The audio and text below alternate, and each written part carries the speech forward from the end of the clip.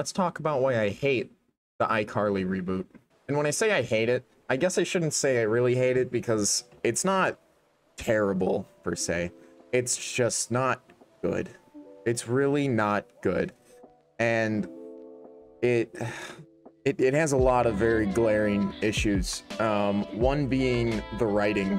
I think my main issue with the writing, for starters, is the way they try to mimic how the original series was. And it's definitely the same type of writing, but the problem is that it definitely feels like it tries to copy the original writing instead of being the original writing, which it's weird to explain that, because it's the same kind of style and design to it, but it just doesn't feel genuine. Like, it doesn't feel like it's the original, which it doesn't need to. It doesn't need to feel like it's the original, but it's not good. Like, if you're gonna do something new with the series, which they are, you need to do it different instead of trying to find some weird middle ground, I think.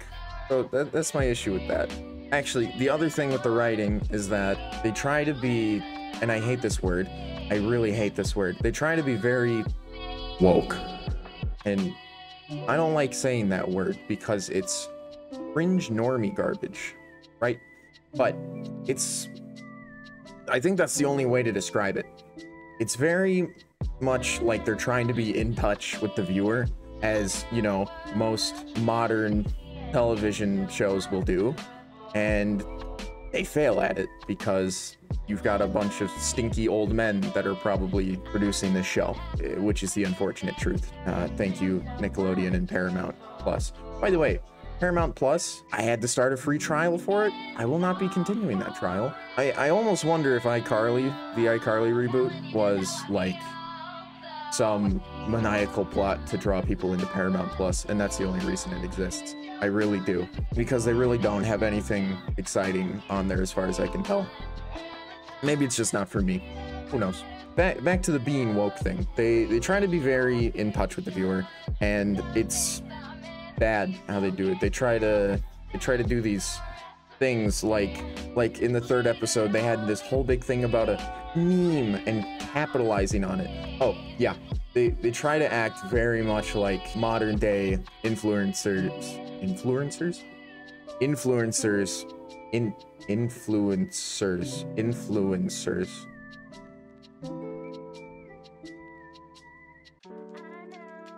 They try very hard to act like modern day influencers, and it doesn't work.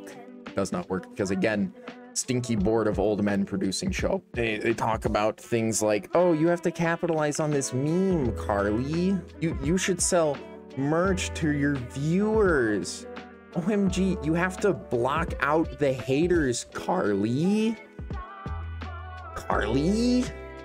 It's very, I really hate when shows try to be so in touch, and yet they end up coming off as more out of touch than anything. It doesn't hit right.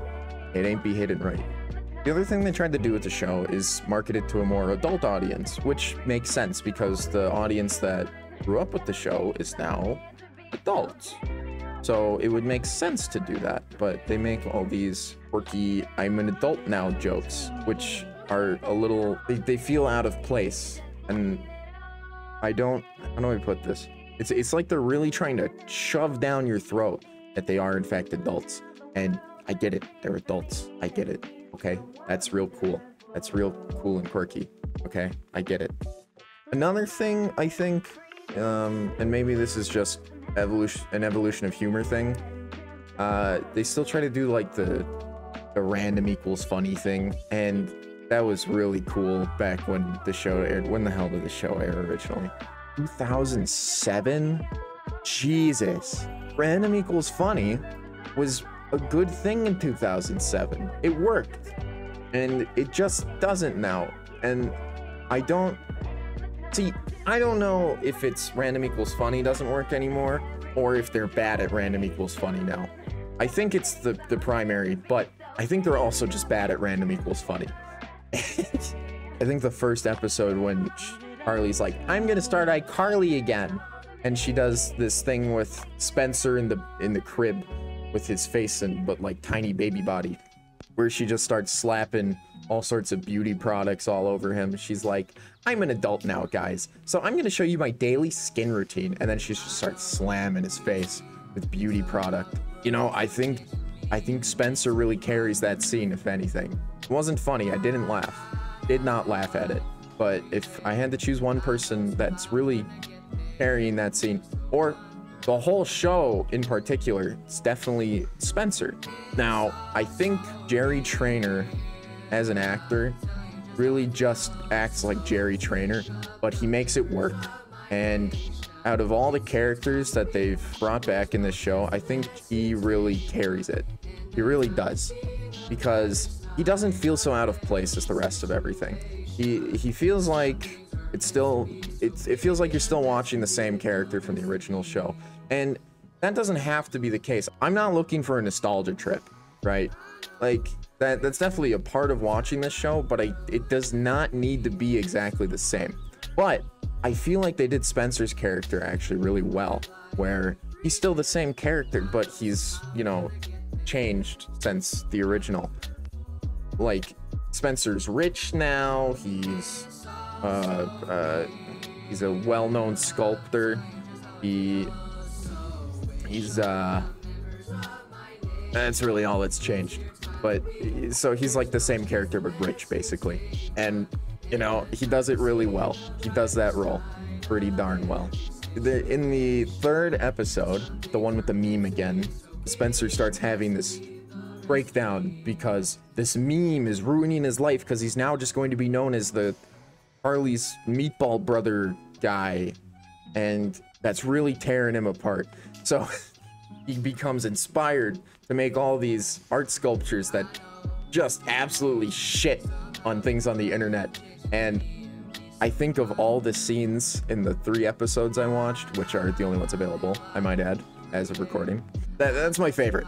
He's got like this button, this like button that says, do likes fill your empty soul? Do they make you feel better?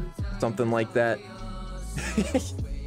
And he's got these lattes on the wall that say, is this art? Question mark. And definitely poking fun at like Instagram art or something. At the end of the scene, he gets this angry mob of people coming in like, don't shit on our art, we're gonna cancel you. And it's great. I don't know. It's just, I think that was the most in touch thing they've done out of all 3 episodes. Like, everything seemed really whack.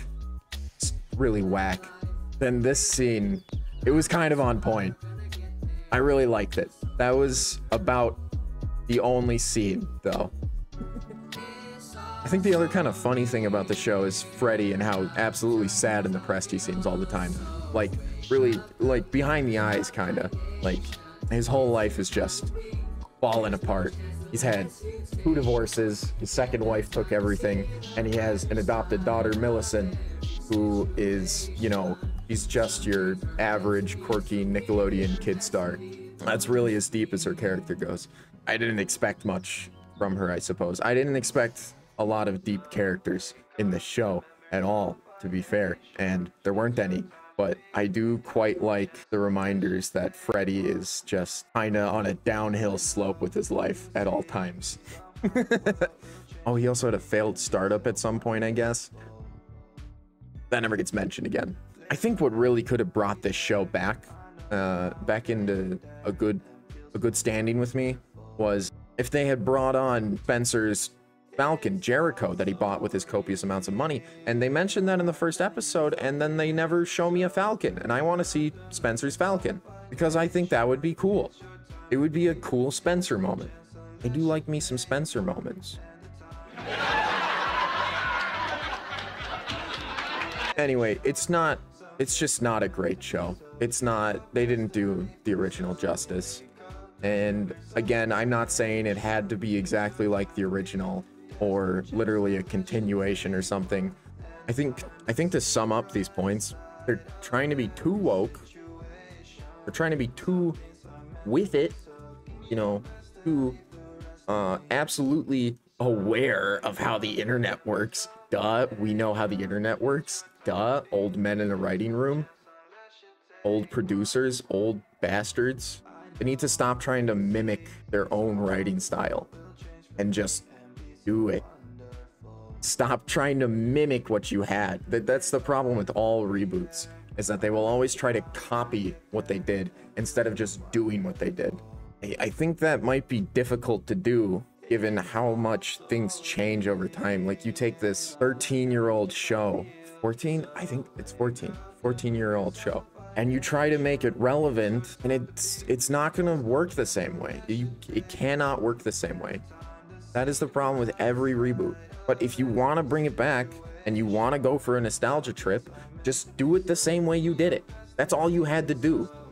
You don't have to appeal to the masses. You're rebooting a show for the fans of the show.